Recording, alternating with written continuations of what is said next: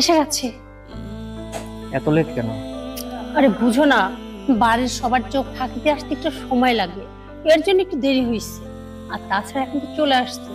শোনো, এখন আর এইখানে দেরি থেকে কোনো লাভ নেই। এখন এখান থেকে যত তাড়াতাড়ি সম্ভব আমাদেরকে চলে যাইতে হবে।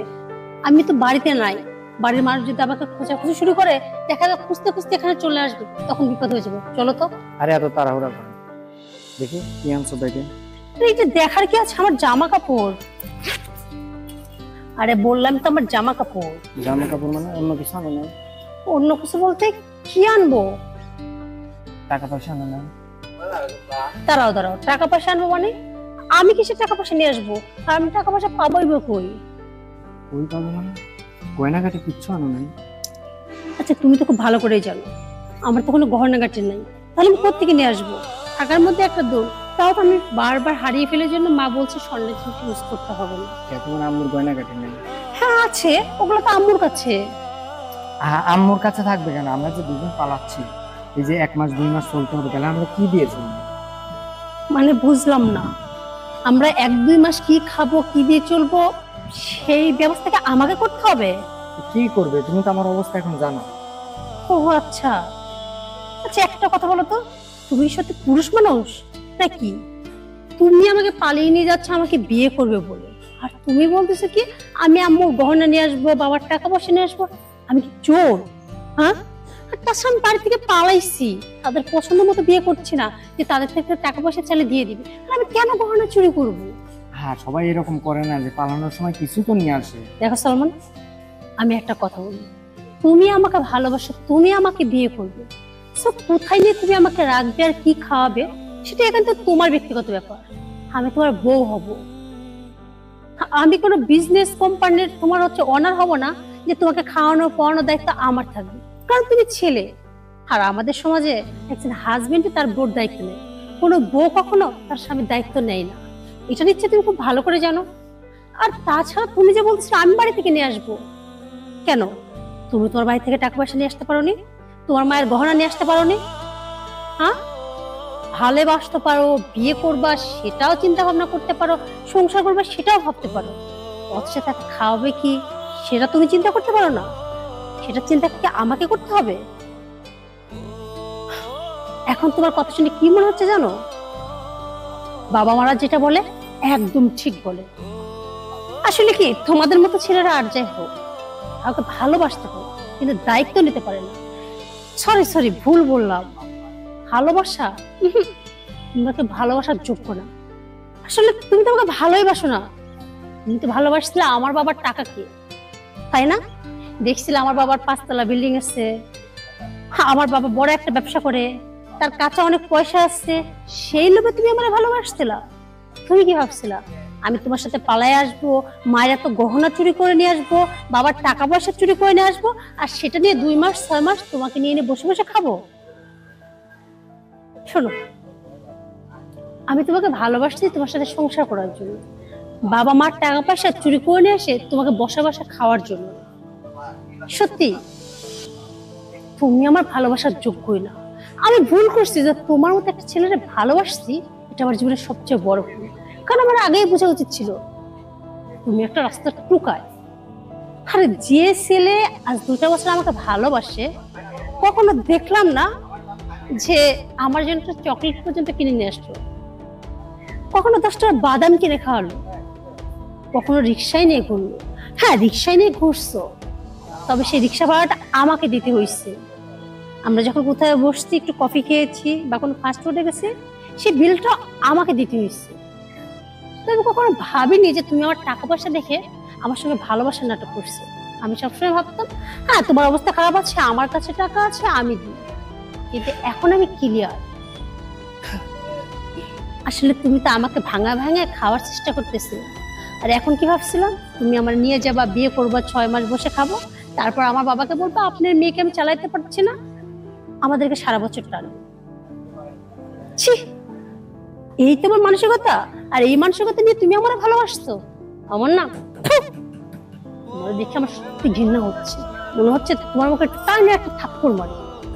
আর তোমার মতো একটা ছেলে ভালোবাসা ভেবে আমি আমার বাড়ি থেকে দেখো আমার দেশাপে পালিয়ে আসলাম, আমার বাবা মাকে একটা বলার চেষ্টা করলাম না। আমি কি একটা মেয়ে ভেবে দেখছো? একবার ভাবলাম না যে আমি বাড়ি থেকে পালিয়ে আসা কো, আমার বাবা মার মান সম্মানটা কোথায় যাবে? লোকে আমার বাবা মার দিকে তাকে ছি ছি করবে, বলবে অমুকের মেয়ে পালিয়ে গেছে। তখন আমার বাবা মানুষের সামনে দাঁড়ায় কথা বলতে পারবে না, শুধু এইভাবে মাথাটা নিচু করে থাকবে। আমার মা কাউকে কোনো কথা জবাব দিতে পারবে না, শুধু দু চোখ দিয়ে পানি ঝরবে। সত্যি আজকে আমি বুঝতে পারছি বাবা মা সন্তানের জন্য যে সিদ্ধান্ত নেয় একদম ঠিক সিদ্ধান্ত নেয়, কিন্তু আমরা মেয়েরা সেটা বুঝতে পারি না। আর আমাদের বয়স কম তো, আমরা ভাবি একটা মানুষকে দেখলাম, রঙিন পৃথিবী, রঙিন মানুষ, তাকে ভালোবাসলাম, সে আমার জীবনে হিরো, আর বাবা মা একটা জায়গায় আমাকে বিয়ে দিবে, কিন্তু আমার ইচ্ছার কোনো মূল্যই থাকবে না। কিন্তু এখন বুঝতে পারতেছি আমার বাবা মা ঠিক, আমি ভুল। আর আমার সবচেয়ে বড় ভুল তোমার মতো একটা বকাটের প্রেমে পড়া, তোমাকে ভালোবাসা আর তোমার জন্য বাড়ি ছেড়ে আসা। ভালো করে বলে দিচ্ছে, কান খুলে শুনে যাও। নিজে যখন ইনকাম করা শিখবি তখন বিয়ে করার স্বপ্ন দেখবি, অন্যের টাকা ভাঙিয়ে ভাঙিয়ে খাওয়ার চিন্তা ভাবনাও করবি। আর যদি ভবিষ্যৎ তোকে দেখছি না যে আমার আশেপাশে ঘুরঘুর করা বা আমাকে নিয়ে স্বপ্ন দেখা, চলো ভাগে যায়, এই ধরনের চিন্তা ভাবনাও করা, বা কাউকে আমার সম্বন্ধে বাজে কোনো কথা বলা, তাহলে এই হাত দিয়ে সেদিন তো দুই গালে দুইটা টেনে থাপ্পড় দিবি।